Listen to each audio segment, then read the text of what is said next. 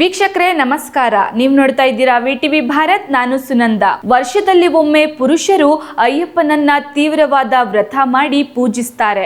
ಅಯ್ಯಪ್ಪನ ವ್ರತ ಮಾಡಬೇಕು ಅಂದ್ರೆ ಮಾಲೆ ಧರಿಸಿಯೇ ಮಾಡಬೇಕು ಅನ್ನೋ ನಿಯಮಗಳಿವೆ.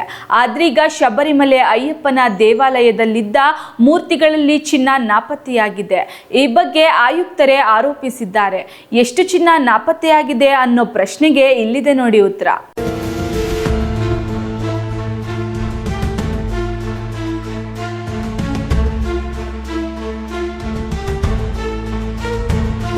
ಶಬರಿಮಲೆ ಅಯ್ಯಪ್ಪ ಸ್ವಾಮಿ ದೇಗುಲದಲ್ಲಿ ಚಿನ್ನದ ಮೂರ್ತಿಗಳ ಕಳ್ಳತನ ಪ್ರಕರಣ ಬೆಳಕಿಗೆ ಬಂದಿದೆ. ದ್ವಾರಪಾಲಕ ವಿಗ್ರಹಕ್ಕೆ ಹೊದಿಸಿದ 42.8 ಕೆಜಿ ತೂಕದ ಕವಚದಲ್ಲಿ 4.5 ಕೆಜಿ ಚಿನ್ನ ನಾಪತ್ತೆಯಾಗಿದೆ.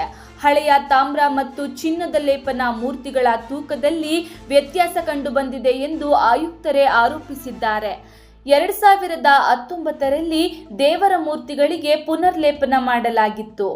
ಈ ವೇಳೆ ತಾಮ್ರದ ಮೂರ್ತಿಗೆ ಹೊದಿಸಿದ್ದ ಚಿನ್ನದ ಕವಚದಲ್ಲಿ 4.5 ಕೆಜಿ ಚಿನ್ನ ಕಳ್ಳತನವಾಗಿದೆ ಎಂಬ ಆರೋಪ ಕೇಳಿಬಂದಿದೆ. ಹೈಕೋರ್ಟ್ ನ್ಯಾಯಮೂರ್ತಿಗಳಾದ ರಾಜಾ ವಿಜಯರಾಘವನ್ ವಿ ಮತ್ತು ಕೆವಿ ಜಯಕುಮಾರ್ ಅವರ ವಿಭಾಗೀಯ ಪೀಠವು ತುರ್ತು ಮತ್ತು ಸಮಗ್ರ ತನಿಖೆ ನಡೆಸುವಂತೆ ಸ್ಥಳೀಯ ಪೊಲೀಸರಿಗೆ ಸೂಚನೆ ನೀಡಿದೆ.